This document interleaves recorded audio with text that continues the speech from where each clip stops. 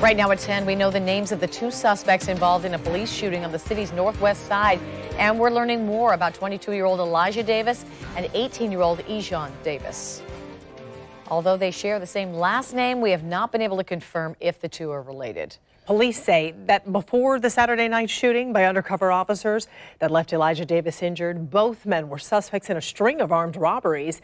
News for Jax reporter Eric Avignon joining us outside the Duval County Jail with the latest information about these suspects. Eric? Yes, Elijah Davis was absentee booked into the Duval County Jail on a $300,000 bond while he recovers in a hospital after being shot. Meanwhile, his alleged accomplice, Ejon Davis, is being held here at the Duval County Jail on a $727,000 bond after he was hit with a laundry list of criminal charges.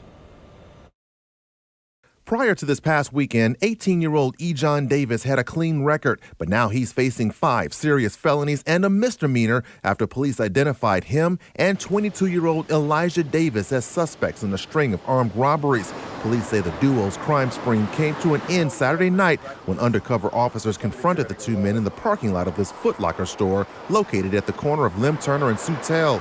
Police say Ejon Davis surrendered, but Elijah ran. During the chase, an officer yelled "gun," and that's when police say Officer K.L. Simmons fired 8 rounds at Elijah Davis, hitting him several times. Police say one of the men was armed with a .38 revolver and the other was armed with a .380 semi-automatic handgun. Police later revealed the two men were suspects in 8 different armed robberies that had one thing in common. All the victims were lured to a specific location after making contact with the men via the selling website Let Go and other similar websites. Police say one of the men used the name Mike Brown 23 to lure the victims. News4Jax spoke with one woman who says she and her fiance were robbed by the two men at gunpoint after one of them agreed to purchase a watch from her and her fiance. That was thrilling. I got my justice. I don't even care about the watch.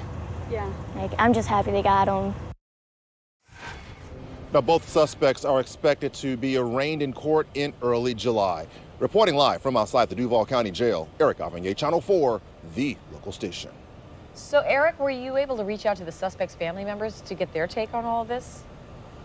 Actually, I have not. However, I did go to a home that was listed. The address was listed for Elijah Davis. And what I found interesting about this is that all of his mail was going to that address, but the woman who owns it says that he hadn't lived there in years, and she's very upset by all of this because she feels that given what has happened, given the fact that all of his mail continues to come to that location, she feels that he is using that address as a smokescreen for his real home.